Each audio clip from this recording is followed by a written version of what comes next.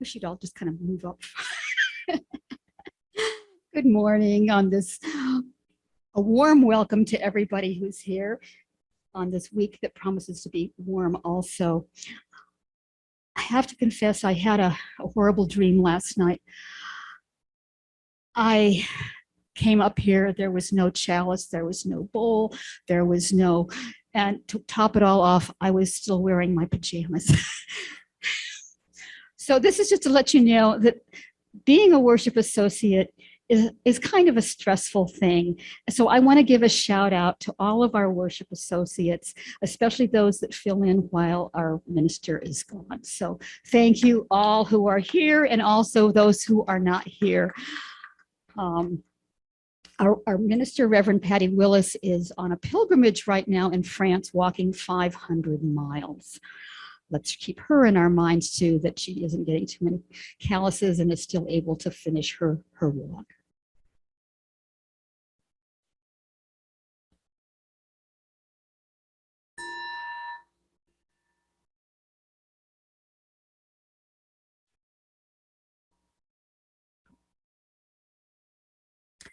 Today, with ringing our peace bell, we affirm our collective hope for peace. We acknowledge that these lands that we love are the ancestral home of the Yavapai people.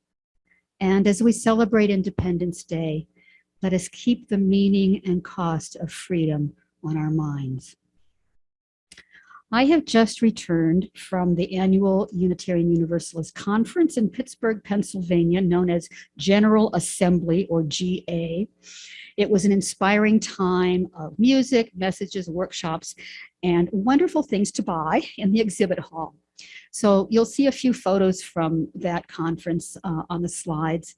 And to give you a little sense of what it's like to sing with 1,000 other UUs, please now rise in body or spirit and join in this hymn as sung by the General Assembly Choir.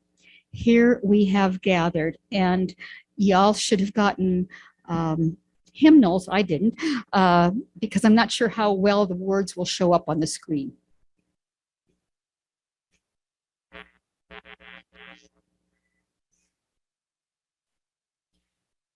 I forgot to mention, my name is Suki Jones. I'm the worship associate today. And this is the mission statement of our congregation. We are a compassionate spiritual community that celebrates diversity, nurtures the personal and spiritual growth of all ages, shares our gifts, promotes justice for all, and serves the world we live in. Are any of you here for the first time? You don't have to say anything. I just raise your hand, curious. So if you're here for the first time, check out our website at prescottuu.org for more information about us. And if you're viewing the service on Zoom, please join the breakout rooms at the end of the service. And here in person, remember, there are refreshments and coffee across the way in Davis Hall. I want to take this moment to thank our Sunday morning volunteers and also remind you this is a good time to make sure your phones are on worship mode. In addition to the announcements that we're showing on the screen before the service, you can read about other things happening at GPUUC in the Weekly Peak newsletter, on our website, in Reverend Patty's videos, and I see there are some copies of our July newsletter out there on the welcome table. Sandra Palacios, our faith development coordinator, is teaching ages 5 and older across the street at our faith development building. And we have a nursery here in this building for ages under 5. Our message this morning is by the Reverend Dr. C.W. Dawson. He comes to us via video from the Unitarian Universalist Church of Columbia, Missouri, where he is a frequent guest speaker. He is a 4th-generation preacher who grew up during the height of the civil rights movement.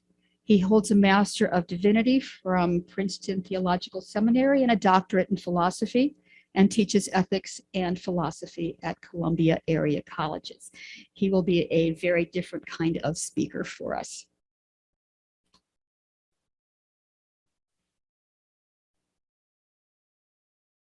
And Art, would you mind being our chalice lighter this morning? Thank you.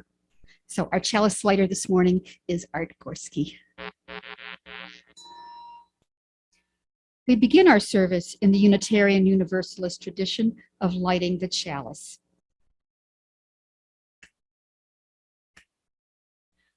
We light this chalice in memory of the courage of those who have struggled for freedom, the persistence of those who've struggled for justice, and the love of those who've built beloved communities. It's great to see all of you here this morning, including all of you on Zoom. We come together to re-energize, to be in community, perhaps seeking freedom from despair and sadness, the freedom to be loved as ourselves, and the freedom to grow beyond imagination. We are here, gathered in the name of all that we find holy. Let us give thanks for the gift of gathering here. Please join me in saying the words to our covenant. Love is the doctrine of this congregation, the quest for truth, its sacrament, and service is its prayer. To dwell together in peace, to seek knowledge and freedom, to serve others in community, us do we covenant together.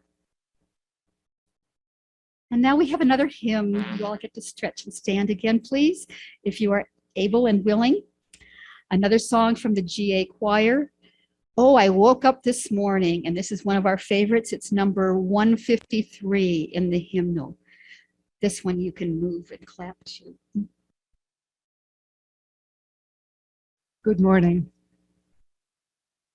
This morning's reading is by Peggy Clark. It's entitled Equality in a Sea of Inequality. When this country was founded, the aspirations were high. The men who imagined it dreamed big, casting a vision of a world where all men were created equal, where rights were endowed by our Creator, transcending culture and the expectations of the day, where life, liberty, and the pursuit of happiness would be allowed and enjoyed without infringement. It's a radical and new vision. Born from the Enlightenment, optimism, inspired by scientific discovery, it was an intoxicating vision, as bold as the Protestant Reformation that swept all of Europe. And they had the hubris to believe they could make it happen. They staked their claim in the Declaration of Independence and institutionalized it in the Constitution. They elected their first president, and when he stepped down, relinquishing power to return to the role of citizen, those founders believed they lived to see their vision realized. A new president ran for office, and for the Republic, it was up and running. It was done. A new world order. Those men weren't distracted by the genocide they inspired or the enslavement of other people they required for this nation to be born. They declared equality while swimming in a sea of inequality. When they declared all men were created equal, they meant white Protestant men. They didn't mean women. They weren't including Black people who had been enslaved or those who were free. They didn't include Catholics, Jews, or people who didn't own land. They were so proud of their inclusivity, so inspired by their own cutting-edge philosophy, that they had no idea how narrow it was, how constrictive, how small a vision. The men who wrote those words were called into being a more perfect union. They were establishing justice, ensuring domestic tranquility, securing the blessings of liberty. They believed that they, and the men of their generation would will this new nation into being. They would establish the strictures required for such a grand vision. They would test it, and then they would be done. They didn't realize it would require many more people, many different voices. They didn't know how many generations would have to be part of the creation of that dream, how long it would take before the nation that they imagined would be made manifest. The soul of America has yet to be born.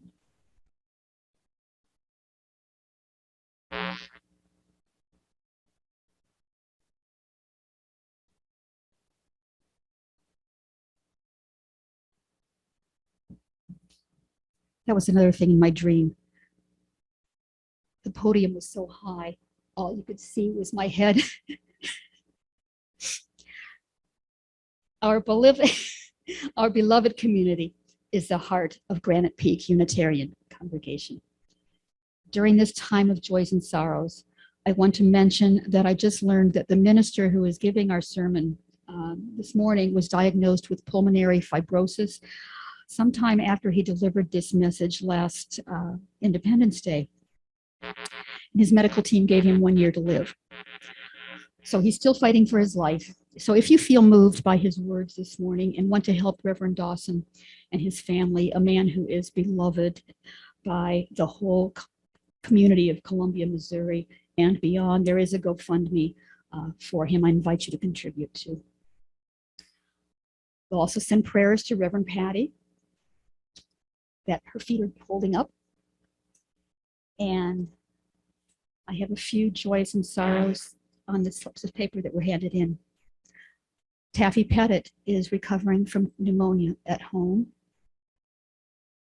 Today is Barb and Cal Nye's 60th wedding anniversary.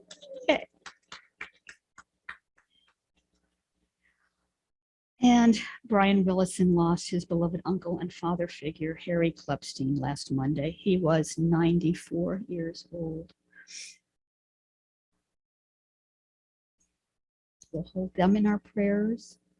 And also now I invite you to call out the names of people you are holding in your hearts, both with joy and concern. We're not going to be coming up today with to put stones. Instead, I'd like you to just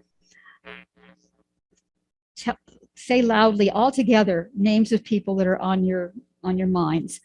I learned a new word at GA called, it's a new verb called to popcorn. So you're just going to popcorn those names out into the air, let them float among us, reverberate in this room, and feel them enter our collective hearts and minds as we enter a time of silent meditation.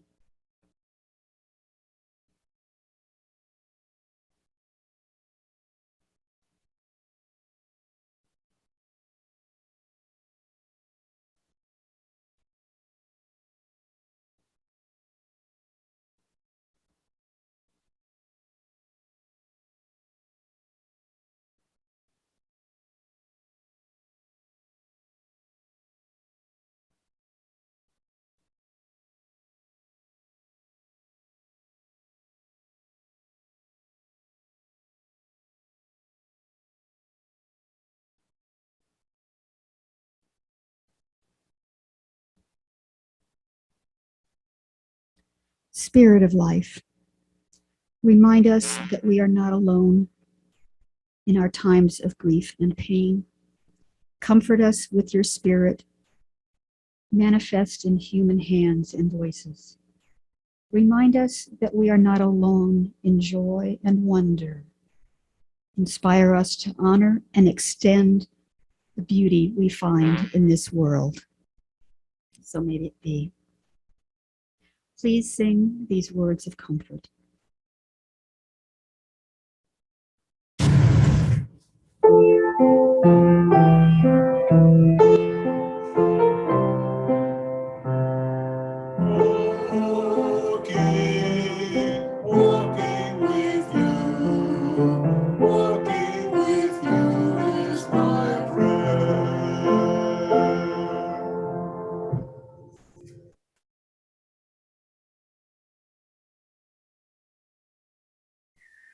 As we prepare to take the offering this morning, let us embrace the feeling of connectivity and community that we have when we gather here each week.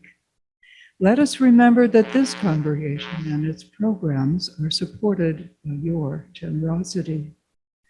We also give back to the greater community through our Seeds of Support program. This month's recipient is the Coalition for Compassion and Justice. Please read about them on the screen or in your order of service.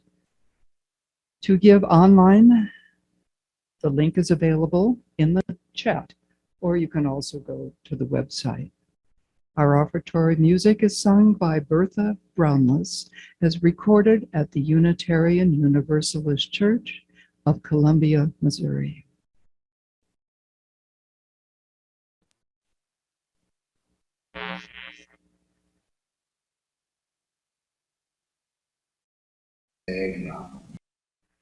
We acknowledge the generous spirit expressed through this offering. What is given in love is received in gratitude. Now let us listen to a prayer by the Reverend Dr. Dawson.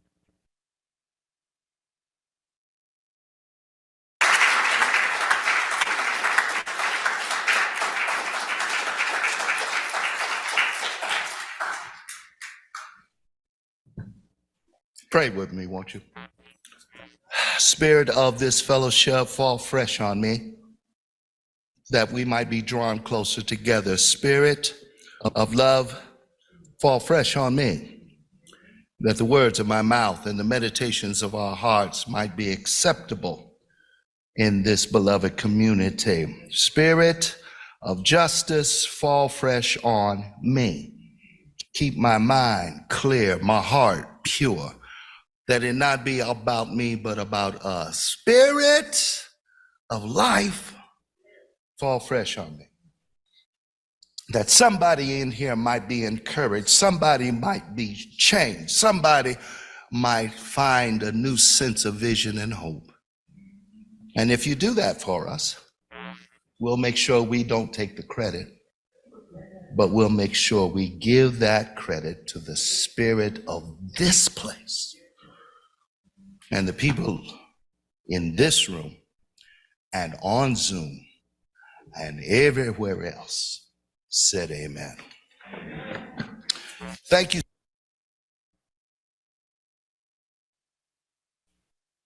Please rise in body or spirit for our hymn, Spirit of Life, sung by the UU Fellowship of Northfield, Minnesota Choir.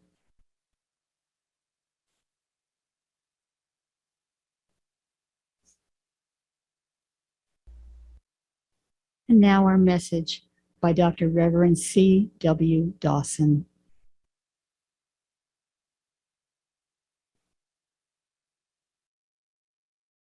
Everywhere else said amen.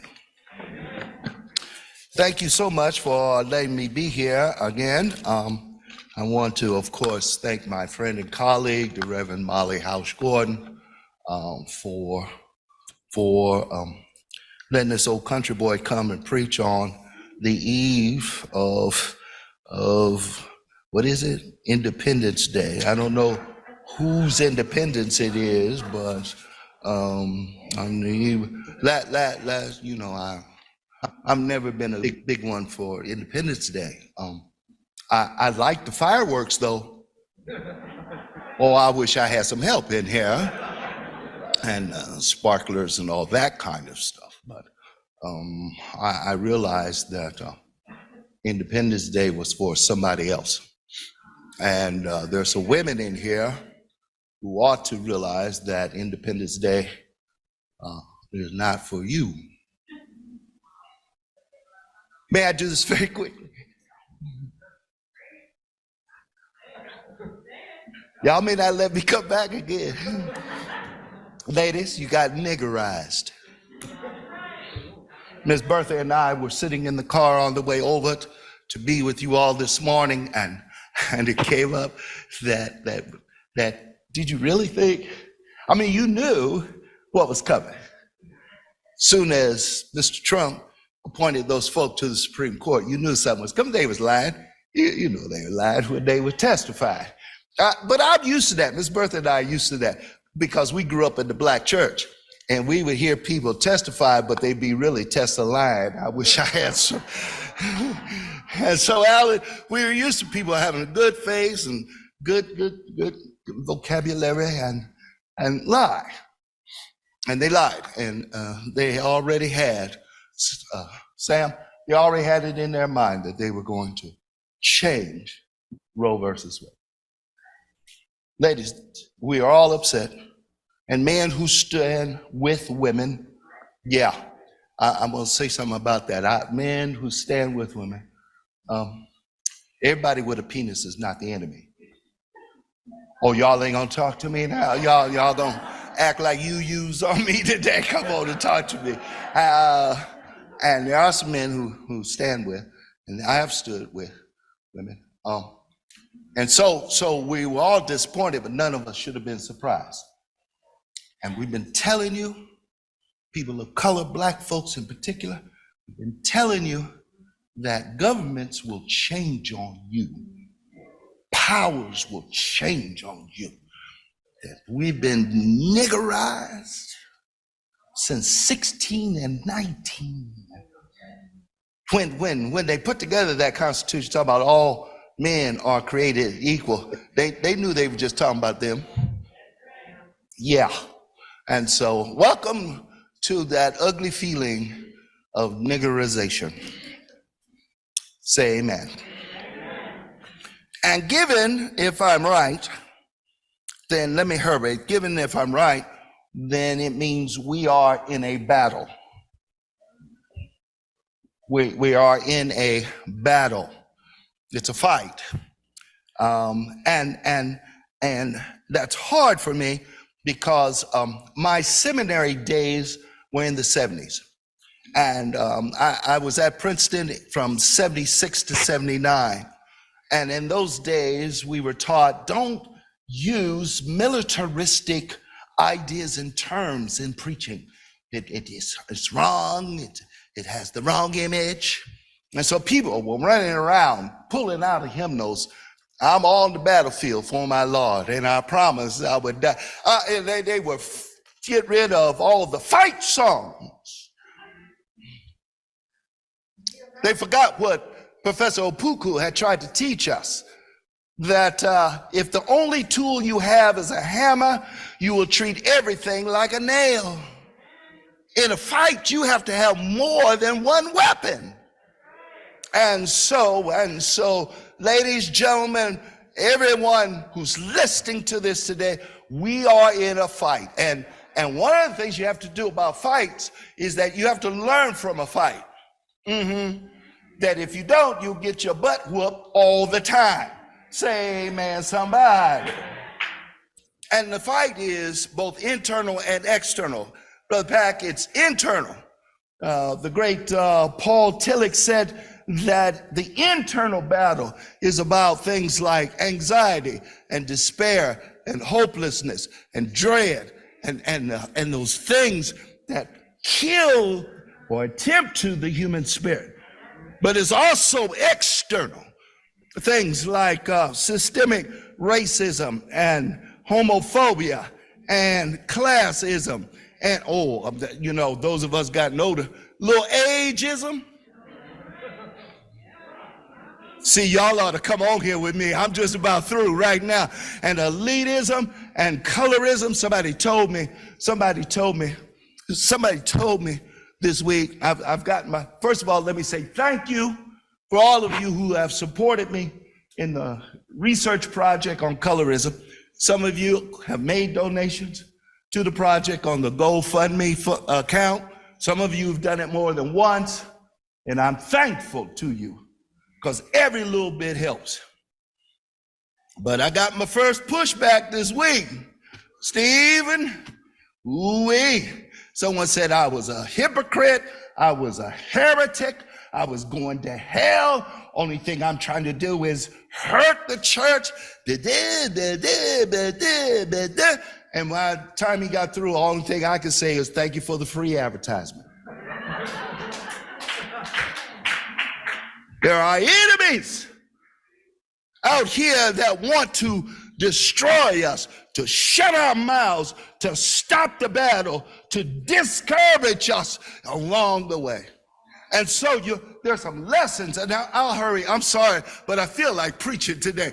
There's some lessons that we need to learn if we're going to fight well in this battle. And so let me do this one. The first one is prepare. Excuse me, somebody. My daddy was a Baptist preacher. I'm fourth generation preacher, y'all know. And my father used to say, preparation, Todd, is the first step toward success. You got to be prepared to fight. You have to be prepared. And if you don't mind, let me suggest to you that all of us have to put on the proper armor for the fight. You have to put on a helmet. Yeah, because you have to protect your mind from the garbage that's all around you. I have a friend named Anthony Capolo, and Anthony says that everybody has to learn to grow some cultural crap detectors.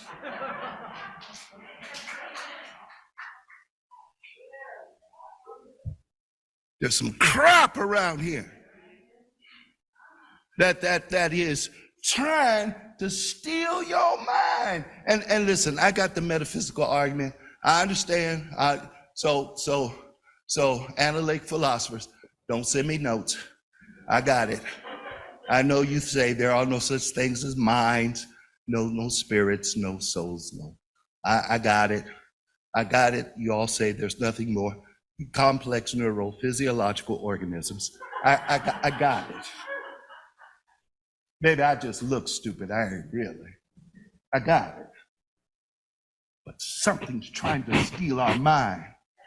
We watched what happened on January 6th, and yet they tell us we didn't see what we saw. There's some cultural crap detectors that we need if we're going to fight well to be prepared. You got to protect your heart. I'm going to hurry, but you got to protect your heart. Yeah, because there are slings and arrows out here that are trying to pierce your heart. It's hard to fight with a broken heart. I guess nobody in here ever had your heart broken, ever been disappointed, ever walked the floor and cried yourself to sleep because of stuff in the battle. You got to protect your heart. And I come from the tradition that our book says that you put on a breastplate because you are not quick enough to dodge every arrow, every dart. Sometimes you need a protection that when you're not quick enough, it'll protect you anyway. Can I make a suggestion? Meditate. Good God Almighty. Pray sometime. Sing a song that lifts you up, because what comes from the heart moves other people. Look, Yeshua said that the issues of life flow from the heart. And so, joy comes from the heart. Faith comes from the heart. Love comes from the heart. But evil also comes out of the heart. So racism comes from the heart. Yeah, homophobia comes from the heart. Those things also come from the heart. If you don't protect your heart, you end up being bitter and mean. And all of us in here know somebody who's given up on life simply because they had their heart broken. Can I give you a funny one? I was in my first church. I told you this before. When I went to my first church, Alan, I was 23 years old. I put on a robe. I looked like a baby playing makeup, dress up. And there were two groups, two families that wouldn't speak to each other. Y'all know how churches can be. Come on, somebody. And I asked them, why y'all don't speak to each other? I've been there for a while now. I could ask, Well, our grandmother got into an argument with their grandmother years ago. I'm like, cool, what was it about? I don't know. All I know is we're not supposed to like each other. A broken heart will make you do foolish stuff. And may I do this one with you? Wear your own armor. Don't put on mine. Don't put on hers. Don't put on hers. You have to put on the armor that fits you to protect yourself and prepare for the battle. I'll hurry. Number two, the other thing you have to do is you have to make sure you know who your allies are. Thank you. You got to make sure you know who your allies is. You know, I usually don't bring a script with me anyway. But my daddy said, if you don't know what you're going to say before you get up, sit your butt down. Oh, you got to know who your allies are. I'm hearing a whole lot of stuff on social media. Can I get in everybody's Kool-Aid? I'm hearing a lot of stuff in social media about how those Christians are the ones who caused the overturn of Roe versus Wade. Those Christians are imposing their values on those Christians. Madison said there ought to be a separation between churches. It's those Christians. Wait a minute, excuse me. But some of us Christians were on the forefront of the battle 50 years ago for the right for women to make choices. See, because, let me give you mine. I grew up in a community that had OB women. OB women were women who went to church and they also practiced voodoo. Lord, I wish I had somebody pray with me. And they would show up and if you had a problem with your partner, your spouse, they would make a love potion. If you were fussing and fighting with the person you love, they would have a house party and put a red light down in the basement so you could dance and remember what you first felt when you first fell in love. They would deliver babies. I had a woman in Fulton Church. She was African American. She only had one child in the Fulton Hospital because when she was pregnant and was to have her child, they put her in the basement in the janitor's room in order to deliver her baby. She said, I'm a better person than that. I'd rather have my baby at home. And the OB women would come over and deliver babies, but they also were the abortionists in the community. So when people talk about, oh, what's going to happen? See, because I know what's going to happen. What's going to happen, those who have access to privilege and power, the rich and the powerful, if they can't get an abortion in the United States, they'll fly to Austria. Y'all ain't gonna come here with me now, huh?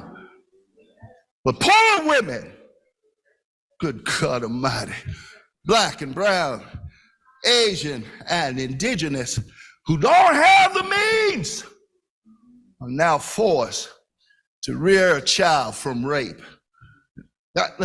May I do this also too? I know I feel like preaching, but let me do this. I'm sorry, I gotta hurry. I also grew up in neighborhoods where women were impregnated not by their husbands or not by their lovers, but from the person in charge of the job that their spouse or loved one worked for, who would make them sleep with them. See, I thought y'all were gonna be real with me. Sleep with them in order to keep a job.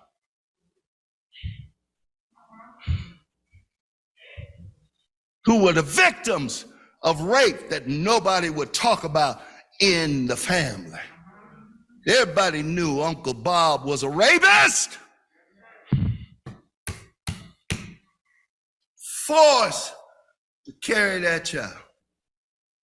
You want to tell me that I shouldn't have a choice? But see, I understand because, again, since 1619, I haven't had a choice over my body. It was black, and people did whatever they wanted to it.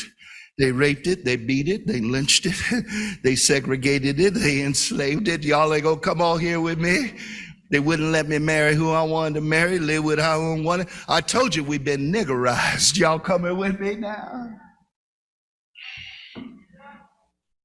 Know who your real allies are. And I'm saying this to Christians too. Some of your allies are pagan. I know, hold on. If there's anybody listening who comes out of the Pentecostal church, hold on.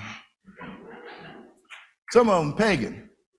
Some of them are Buddhists. Some of them are Hindus. Some of them are atheists. Some of them are agnostics. What determines my ally is that if one, we are committed to the same goal. Free at last. Free at last. Thank God Almighty, I'm free. We're committed to the same goal. And secondly, we're looking in the same direction. We have similar vision, because what's good for my child is good for your child. What's good for your child, that we are looking in the same direction. Why you think my foreparents would sing, when all God's children get together, what a time, what a time. Vision is the same. I gotta hurry. I'm gone. You know me. Stop looking for stuff to be fair. In a little book I read a long time ago called Everything I Ever Learned, I Learned in Kindergarten. Y'all know that one? It says, fair is for 4-year-olds. The world is not fair. See, that's why I like the Ecclesiastes text. And I know, you know, some of you may not do that Bible thing. So if you don't mind, let me do this real quickly. Ecclesiastes, well, first of all, Bible by definition means book with little books. That's what that term means. And so Bibles contain little books that are held together in a particular genre or category. Ecclesiastes belongs to the category of wisdom. It's not Christocentric. It's definitely not paternalistic. It's different. It's about wisdom, because, by the way, like in most languages, wisdom, Sophia in the Greek, is female, not male. So the speaker, wisdom, in Ecclesiastes is a woman. See, I thought I had somebody with me. And she says, I've seen a lot of stuff. And one of the things I've seen under the sun is that the swift don't always win the race. The smart don't always get what they're supposed to. The gifted don't always end up on top. Fair, the fight is not fair. There are folk who fight dirty. Y'all gonna come with me?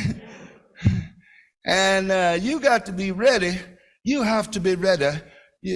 Dawson, use your best language. You must be ready for dirty fighters. But may I do this? I want to encourage you that the fight will break your heart sometimes.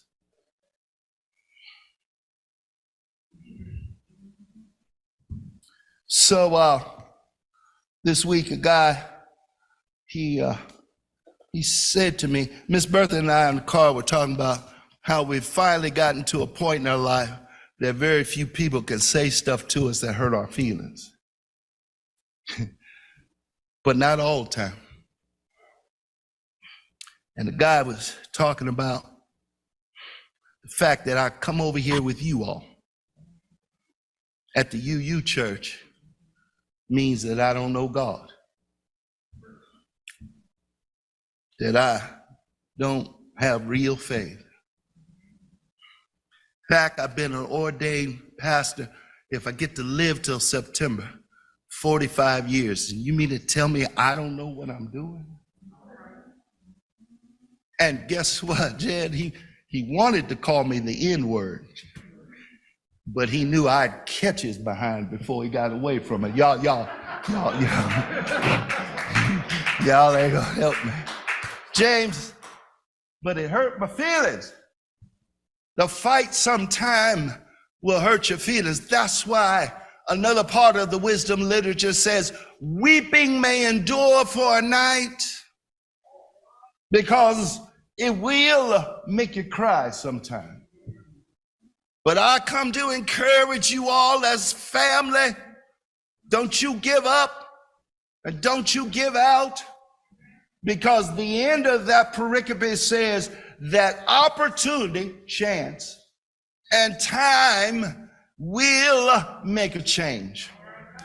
That if you hold on just a little while longer, time will change things. The wicked won't always be in control. Mean folk won't always have power.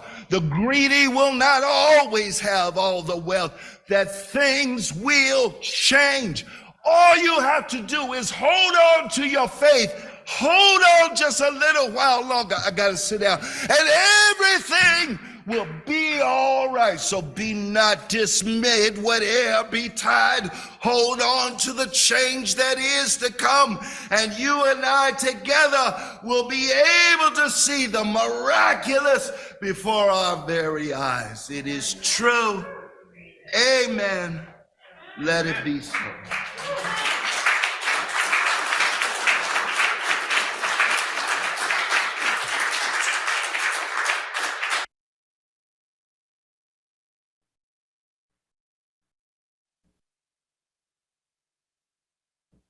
Breaking in to tell a story.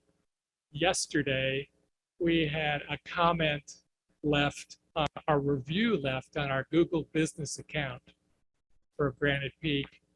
It was a 1-star review, and it said, "Pride flags don't mix with Jesus."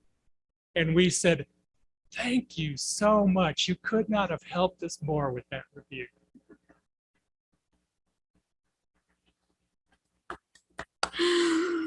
Ooh, so I'll take a deep breath.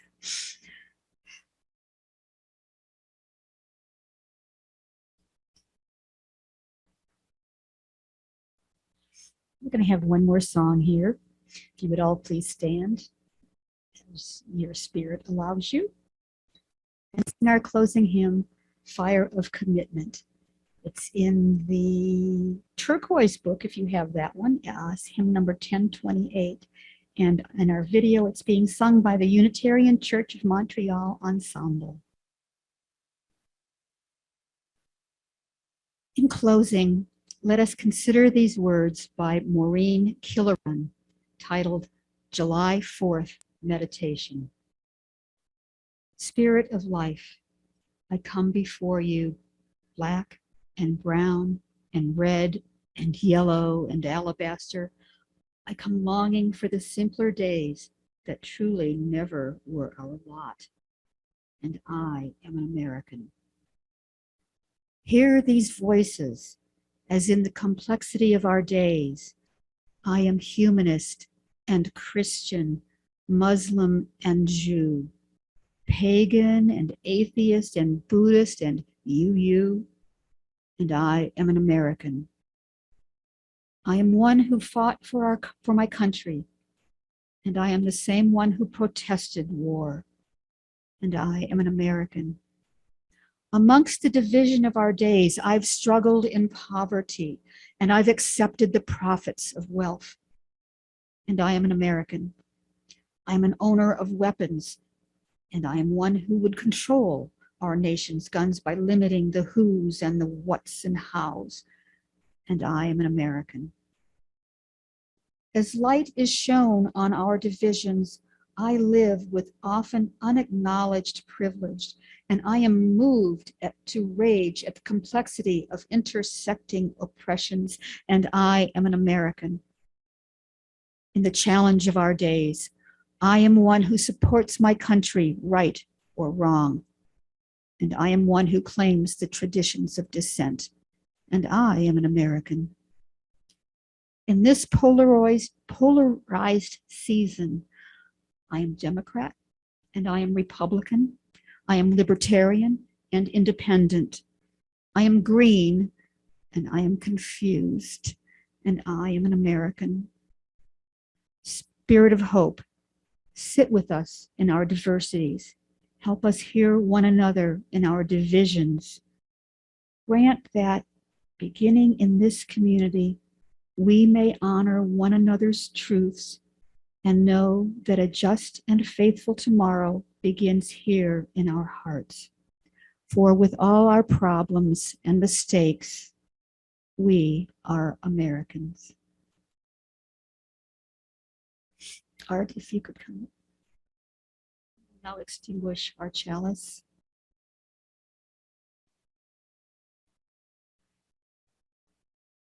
We extinguish this flame. Please join me, but not the light of truth, the warmth of community, or the fire of commitment. These we carry in our hearts until we are together again. So for those on Zoom, you can now head to your breakout rooms. And here in the sanctuary, I invite our visitors or those who have been away for a while to please stand and introduce yourselves very loudly because I can't hear very well. So